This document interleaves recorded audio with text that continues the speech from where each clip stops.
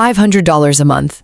Not a windfall, not a salary bump you've been chasing for 3 years, not a crypto trade that finally went right.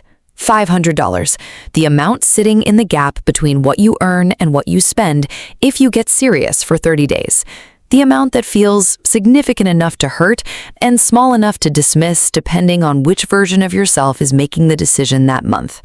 You've thought about it. You've run the numbers loosely in your head during a commute or a shower and decided it wasn't enough to move the needle. That calculation was wrong. Not slightly wrong, structurally, fundamentally wrong in a way that is costing you something you cannot get back. And the reason you made that calculation isn't because you're bad at math. It's because you were taught a version of money that was never designed to make you wealthy. It was designed to make you a functional participant in a system that runs on your inaction. What I'm going to show you in the next few minutes is not motivational. It's mechanical. It's what actually happens financially, psychologically, and strategically when you commit $500 a month for 5 years. Not what the glossy financial influencer promises, what the math produces, what the compounding does, what changes inside you that the account balance can't capture. And more importantly, what the financial system is quietly doing with your money while you're debating whether to start. Here is the first thing no one tells you. The moment you decide to invest $500 a month, you don't become an investor. You become a target. Every institution that profits from your financial passivity, and there are several, has a vested interest in that $500 going somewhere else. Somewhere it circulates through their system and returns to them with interest. The bank wants it in a savings account earning 0.4% while they lend it to someone else at 7%. The credit card company wants it servicing a balance that technically you could eliminate if you redirected it. The subscription economy wants it fragmented into $17, $14.99 charges that feel inconsequential individually and catastrophic collectively. The financial system is not neutral. It is architected, and the architecture assumes you will not do what I'm about to describe. The moment you do, you stop being a consumer of other people's wealth-building strategies and start building your own. That shift is quiet. It does not announce itself, but it is the single most subversive financial move available to someone who is not wealthy yet. Month 1. You transfer $500. It lands in a broad market index fund, not an individual stock, not a themed ETF your cousin mentioned, not anything that requires you to be right about the future. A broad market index fund, the kind that owns a piece of every significant company in the economy, the kind that has returned an average of 10% annually over the last 50 years through wars and recessions and crashes and pandemics. Not 10% every year, some years -20, some years +30, average 10. You own a sliver of that, $500 of it. The account shows $500. The market moves. You are now worth $492. This is the part where most people make the first mistake. They interpret a red number as information about the future. It is not. It is information about today. Today is not the investment. The next 60 months are the investment. You close the app. Month 3. You have contributed $1,500. The balance reads $1,440 because the market has done what markets do in the short term, which is move in a direction that feels personal and isn't. Here is what is actually happening that the balance doesn't show. You are developing a tolerance for financial discomfort that the majority of people around you do not have and will never build because they never put money in a position where it could temporarily decrease. Every person who has ever built real wealth has sat with a red number and not sold. That tolerance is not a personality trait. It is a trained response. You are training it right now for the cost of 3 months of discomfort. The return on that training will outlast any single market gain you ever experience. 6 months in, $3,000 contributed, balance approximately $3,180, assuming a modest average return. You are beating the savings account. Not dramatically, but you are beating it. More importantly, something has shifted in the architecture of your month. The $500 no longer feels extracted from your life. It has become the first transaction, not the last. You stopped treating investment as what happens to the money left over after you've lived. You started living on what's left after you've invested. That inversion is not semantic. It is the operational difference between people who build wealth and people who intend to build it. Now, here is the open loop I mentioned at the beginning, the thing the financial system is doing with your inaction. I want to resolve that now because it changes how you understand everything that follows. When you hold $10,000 in a standard checking account, your bank lends approximately $9,000 of it through a mechanism called fractional reserve banking. They charge the borrower 6, 7, 8% interest on money that technically is yours. They give you 0.4% for the privilege of using it. The spread between what they charge and what they give you is not an accident. It is their business model. Your financial passivity is not neutral. It is a revenue stream for institutions that are considerably more strategic about your money than most people are taught to be. Every month you don't invest $500 is not a neutral month. It is a month in which your capital is being deployed by someone else for someone else's return. This is not a conspiracy. It is a contract you agreed to by default. The only way to renegotiate that contract is to move the money. At this point in the video, if what I'm laying out is connecting with something you've been sensing but couldn't articulate, if the mechanics of this are clarifying something that felt fuzzy before, subscribe and turn on notifications, not because I need the metric, because the next 5 videos on this channel go deeper into the specific mechanisms of how wealth actually accumulates and how the middle class is systematically excluded from understanding them. You are in the middle of that education right now. Don't lose the thread. Back to your $500. Year 2 begins. You have now contributed $6,000. The balance sits at approximately $6,800, assuming a modest average return. The number has crossed a threshold. It is no longer a number you can dismiss. It has weight, not life-changing weight, real weight, the kind that changes how you think about risk. You stop asking whether the investment is safe. You start asking how to make it grow faster. That is a fundamentally different question, and it means you have graduated psychologically from someone who invests to protect capital to someone who invests to deploy it. That graduation changes every financial decision you make going forward. The car you're considering, the apartment upgrade that felt reasonable, the way you think about a raise. Everything gets recalculated against a baseline that now exists. Before this account existed, lifestyle inflation had no gravitational pull to fight against. Now it does. Here is the uncomfortable truth about lifestyle creep that no financial media influencer will say directly. Lifestyle creep is not a spending problem. It is an identity problem. Every time your income increases and your spending increases with it, you are choosing a visible version of success over an invisible one.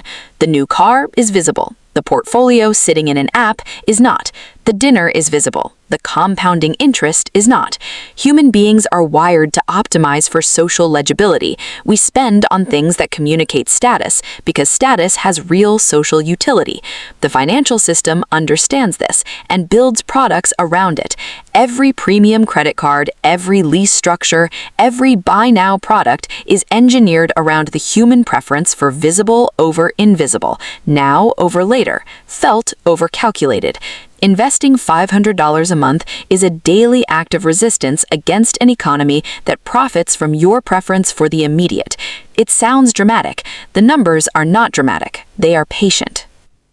Year 3, $18,000 contributed, balance approximately $20,400. You are ahead of your contributions for the first time in a way that feels real. The market returned roughly $2,400 last year on your existing balance, money that arrived without labor, without negotiation, without a performance review.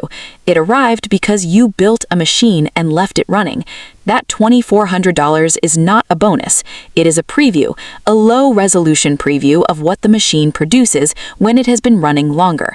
The acceleration has started. You cannot feel it yet the way you'll feel it at year 10 or 20, but the mathematics have changed. The returns are no longer a rounding error on your contributions. They are a secondary contributor, a quiet co-investor who never misses a month. This is also the year when the people around you start to notice something different about you that they can't name. It isn't the money. They don't know about the money. It's the decisions. You passed on the group vacation that was slightly outside your actual budget. You renegotiated your phone plan without embarrassment. You looked at a $280 dinner without ordering the second bottle, and it didn't feel like deprivation. It felt like a choice, which is a different experience entirely. Discipline that is rooted in a clear purpose does not feel like restriction. It feels like direction. There is a version of financial discipline that is punishing and anxious and built on shame. That version doesn't last. The version you're building is built on evidence. The evidence is in the account. The account makes the discipline self-reinforcing. Every month you confirm that the machine works. The decision to feed it becomes easier. Year 4. This is the year most people don't discuss because nothing dramatic happens in year 4. The account is at approximately $29,000. You've contributed $24,000. The return gap, the spread between what you put in and what you have, is now $5,000 and climbing. But the story of year 4 is not the balance. The story of year 4 is what you don't do. You don't sell when a market correction drops your account by $4,200 over 6 weeks. You don't pause the contribution when an unexpected expense creates pressure. You don't reallocate into something more exciting because the index fund feels boring, and boring is delivering. The decisions you don't make in year 4 are more valuable than most of the decisions you made in years 1 through 3 combined. Wealth at this stage is less about actions and more about restraint. The enemy is not ignorance. You've educated yourself. The enemy is the gap between what you know and what you do when the market drops and your emotions make a compelling case for an exception. The correction hits. Of course it does. It always does. At some point between year 3 and year 5, the market will drop and your account will lose value on paper, and the financial media will produce content that is specifically engineered to make you feel that holding is reckless. This is not accidental. Volatility generates trading activity. Trading activity generates fees.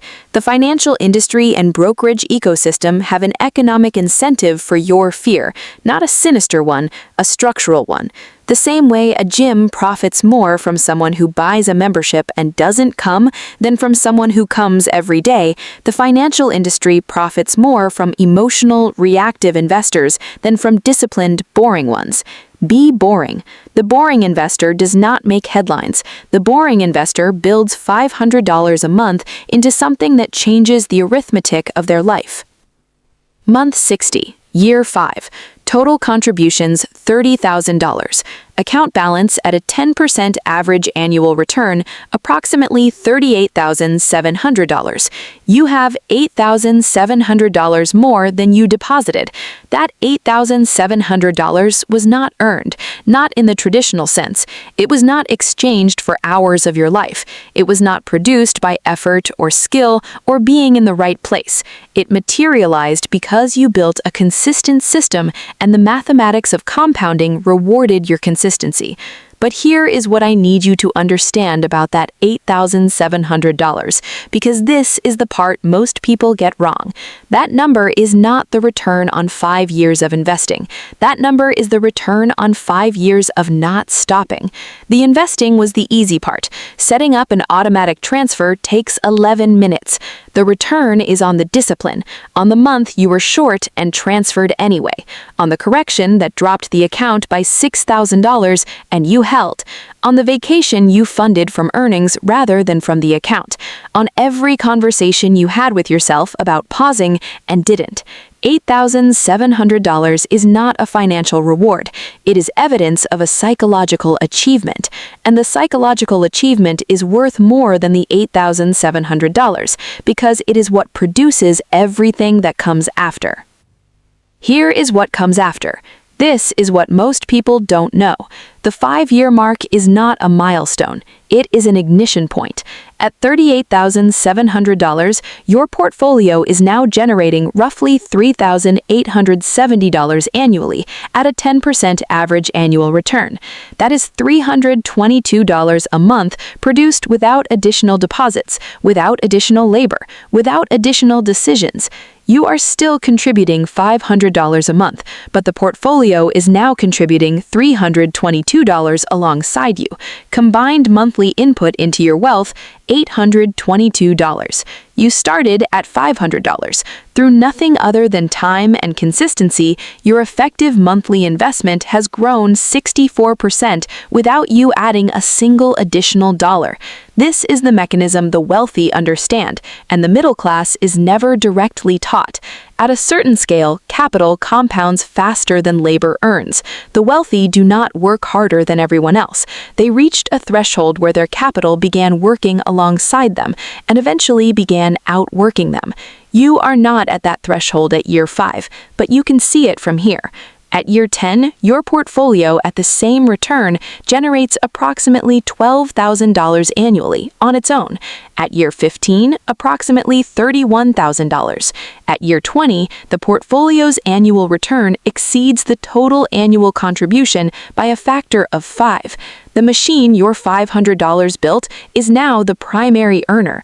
You are a minority contributor to your own wealth.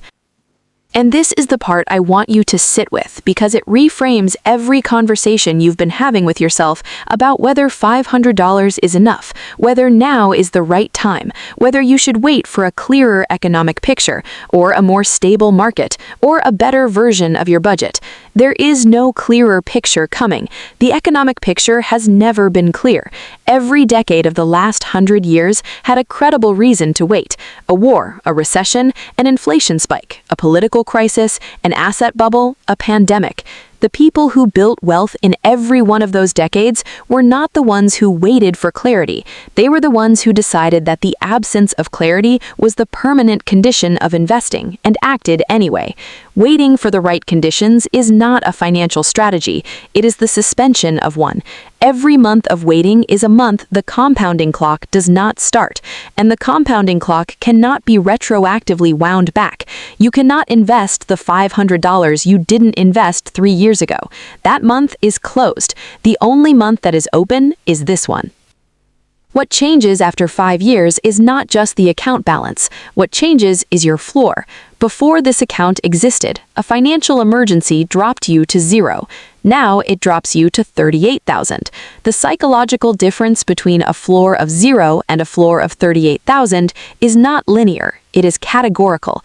Decisions made from a position of 0 are survival decisions. Decisions made from a position of $38,000 are strategic ones. You start taking the meeting for the job that pays less but builds skills you want. You start negotiating instead of accepting. You start saying no to clients and customers and employers who undervalue you because the account has given you the most valuable financial asset that most people never acquire, a position to negotiate from. Poverty is not only a shortage of money, it's a shortage of options. The account does not make you wealthy. In 5 years, $38,000 does not make you wealthy. What it makes is less captive, and less captive is a different life. $500 a month, 11 minutes to set up the transfer, a broad market index fund you don't need to monitor weekly, an automatic contribution that executes whether you remember it or not, no financial advisor required, no market timing required, no particular income bracket required. This works at $60,000 a year, and it works at $120,000 a year. And the difference is not the mechanism. The difference is how long you wait to begin. The mechanism is the same. Consistency plus time plus a market that has returned an average of 10% annually for 50 years. That is the entire strategy. Not because it's the most sophisticated approach, because it's the one that works in real life for real people with real months where things are tight and the transfer happens anyway. The sophisticated strategies are in the business books and the investment podcasts and the financial planning sessions of people who are already wealthy and building on a foundation. You are building the foundation. The foundation does not require sophistication. It requires repetition. $500. every month, starting now, not when the market dips to a level you've decided is optimal, not when your income hits the threshold you've assigned to this decision, not when the economic climate produces a signal that feels unambiguous. Now, the only variable that cannot be recovered once it's spent is time. Every other variable, income, market conditions, investment selection, contribution amount, can be adjusted. Time cannot. The investor who starts today with $500 and adjusts everything else along the way will always outperform the investor who waited for everything to be right before starting with $1,000. Always, without exception, because compounding does not reward intelligence or income or timing. It rewards duration, and duration starts the moment you stop reading about starting and start.